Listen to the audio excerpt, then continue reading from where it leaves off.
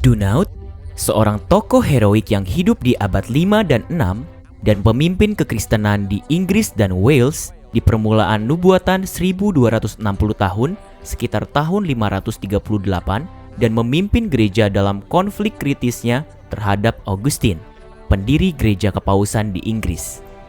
Ia rekan sejawat Columba dan menerima pelatihan juga darinya. Di sini, Bangor-on-Dee di Wales, institut pelatihan didirikan yang membuat negara ini memiliki terang besar kebenaran dan menangkal majunya Roma selama berabad-abad.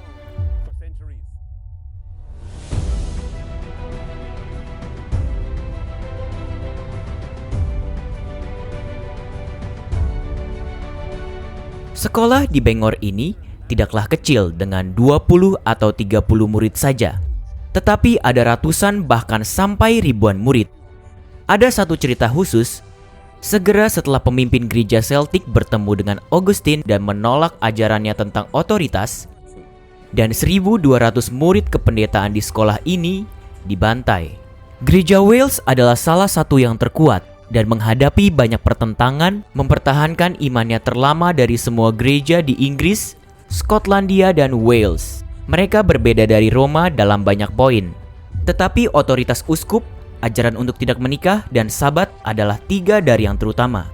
Ada banyak bukti sabat dipelihara di Wales secara umum sampai 1115 Masehi, di mana uskup Roma pertama ditempatkan di gereja Saint David. Bahkan gereja kuno pemelihara sabat tidak serta-merta tunduk pada Roma, tetapi menyingkir ke tempat persembunyiannya, di mana pekabaran Injil sampai saat ini diberikan dalam keprimitifannya tanpa dicemari gereja Roma yang telah rusak.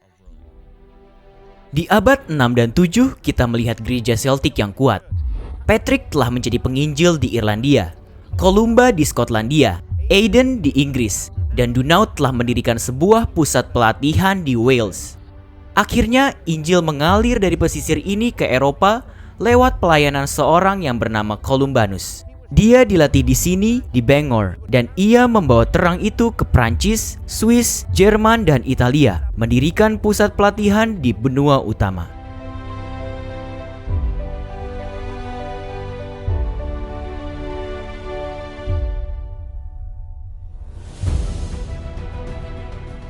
Tempat ia pertama mendirikan sekolah adalah di Prancis. Di sini bersama 13 rekannya, misionari Celtic tinggal, membuka firman dan mengajar orang-orang. Tidak perlu lagi anak muda benua ini pergi ke Irlandia, Skotlandia, atau Wales untuk belajar. Tetapi tepat di Eropa mereka bisa menerima standar pendidikan tertinggi. Segera sekolah mereka menjadi terlalu kecil dan ia membangun yang lain di dekatnya dan di dekatnya lagi, semua berjarak 20 mil satu sama lain. Di masa hidupnya, ia kemudian membangun sekolah di Swiss dan Jerman. Bahkan di akhir hidupnya saat usianya 70 tahun, ia tidak melambat. Sekarang menetap di Italia, ia dengan sukacita menerima dan kesamaan antara iman gereja Celtic dan Waldensia. Terlihat sebagaimana ia temukan ikatan kuat dengan orang percaya di sana. Menolak masa pensiun yang nyaman, ia memohon kepada raja sebuah tempat untuk mendirikan pusat baru, dan lokasi Bobbio dengan reruntuhan gerejanya diserahkan padanya dan ia mendirikan sebuah sekolah dan perpustakaan di sana.